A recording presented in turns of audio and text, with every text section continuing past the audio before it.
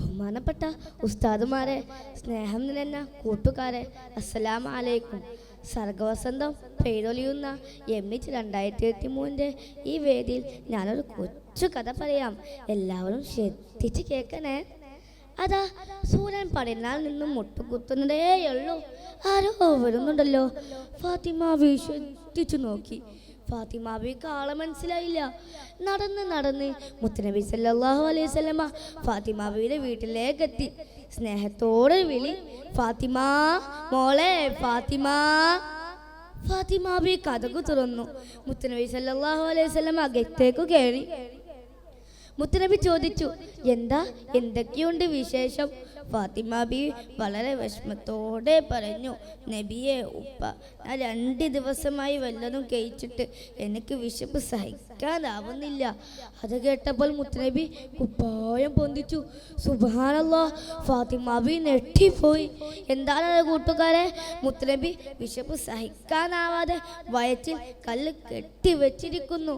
അതല്ല, അതിനേറെ വിശപ്പ് സഹിക്കുന്ന തൊട്ടപ്പുറത്തുള്ള 2 റോസാ പുഷ്പങ്ങളെ പോലെ ഹസൻ ഹുസൈൻ വിശന്ന് കരയുന്നു. ഉമ്മീ ഉമ്മീ. ഇത് കേട്ടപ്പോൾ മുത്തുനബിക്ക് സഹിക്കാനായില്ല. മുത്തുനബി ഒന്നും പറയാതെ നേരെ തെരുവിലേക്ക് ഇറങ്ങി. നടന്ന് മദീനയിലെത്താനായി. അതാ ഏതോ അറാബി തന്റെ ഈത്തപ്പായത്തോട്ടം നനയ്ക്കുന്നല്ലോ.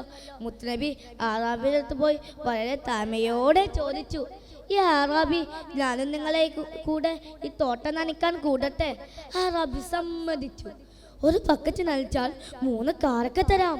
മുത്തുനബി സല്ലല്ലാഹു അലൈഹി വസല്ലമ വെള്ളം കോരുകയാണ്. 1 ബക്കറ്റല്ല, 2 ബക്കറ്റല്ല, 3 ബക്കറ്റല്ല, 8 ബക്കറ്റ്. 9ാമത്തെ ബക്കറ്റ് കോരുമ്പോൾ സംഭവിച്ചത് ഡിം, കയറ് പൊട്ടി ബക്കറ്റ് കഞ്ചിലേക്ക് വീണു. മുഖത്ത് ശക്തമാടി. അതും മുത്തുനബിയുടെ താമര പോലെ കവിളത്തേക്ക്. വിശപ്പും വേദനയും. മുത്തുനബി ഒന്നും പറയാതെ കിട്ടിയ കാലത്തോട് വീട്ടിലേക്ക് പോയി. അപ്പോൾ അറാബിക്ക് സംശയം, ഞാൻ തല്ലത് ഒരു പ്രവാചകനായിരിക്കുമോ? അറാബിന്റെ മനസ്സ് കുച്ച പോലത്താൽ അറാബി വാളത്തെ കൈ ഛേദിച്ചു. രക്തം ധാര ഒളിച്ചു കൊണ്ടിരിക്കുകയായിരുന്നു. അപ്പോൾ തന്നെ അറാബി ബോധരഹിനെ താഴേക്ക് വീണു. അതാ ഏതോ യാത്രസംഘക്കാർ വരുന്നുണ്ടല്ലോ. ഈ യാത്രസംഘക്കാർ ഈ അറാബിൻ്റെ അടുത്ത് വന്ന്. യാത്രസംഘത്തിൻ്റെ തലവൻ അവരുടെ വള്ളമുഖത്ത് അറാബിന്റെ മുഖത്തേക്ക് തളിച്ചു.